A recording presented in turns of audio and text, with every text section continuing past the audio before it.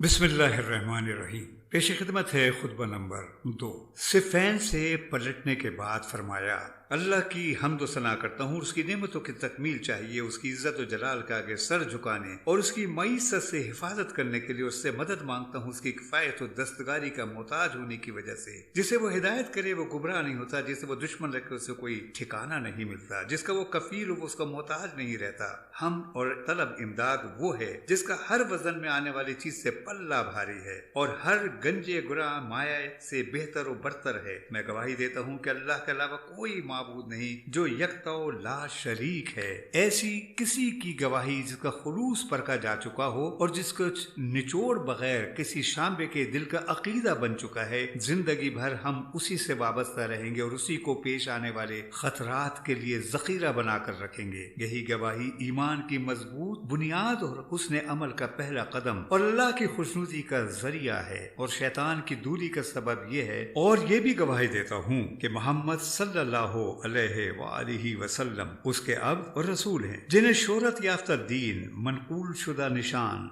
लिखी हुई किताब, ज़ूफ़िशा नूर, चमकती हुई रोशनी और फैसला कुन अम्र के साथ भेजा ताकि शकूक व शुबहात का इजाला किया जाए और दलाइल के जोर से हुज्जत तमाम की जाए, आयतों के जरिए डराया जाए और अकूबतों से खौफ ज़दा किया जाए। उस वक्त हालत ये थी कि लोग ऐसे फित्नों में मुब्तला थे जहाँ दीन के बंधन शिकस्त, यकीन के सतून मुतज़लज़ल, उसूल मुख्तलिफ और हालात परागंदा थे। निकलने की राहें तंग व तारीक थी, हिदायत गुमनाम और ज़लालत अमागीर थी। खुले खजाने अल्लाह की मुखालफत होती थी और शैतान को मदद दी जा रही थी। ईमान बेसहारा था, चुनाचे उसके सतून गिर गए, उसके निशान तक पहचानने में न आते थे, उसके रास्ते मिटा दिए गए और शाहराहें उजड़ गईं। वो शैतान के पीछे लगकर उसके राहों पर चलने लगे और उसके घाट पर उतर पड़े। उन्हीं की वजह से उसके फरेरे हर तरफ लहराने लगे। ऐसे फितनों में जो उन्हें अपने सुमों से रोमते और अपने गुरों से कुचलते थे और अपने पंजों के बल मजबूती से खड़े हुए थे, तो वो लोग इनमें हैरान और सरगर्दा, जाहिल और फरेब खुर्दा थे।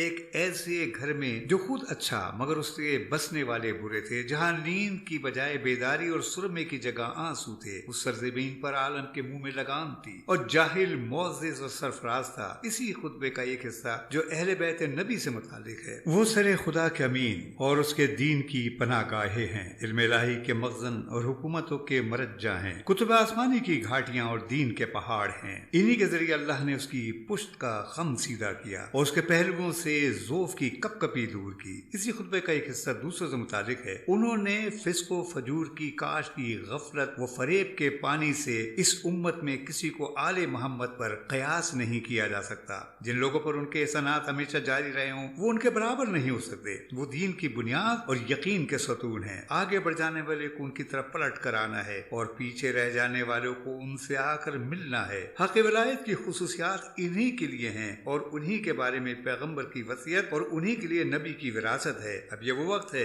कि हक अपने अहल की तरफ पलट आया और अपनी सही जगह पर मुंतकिल हुआ।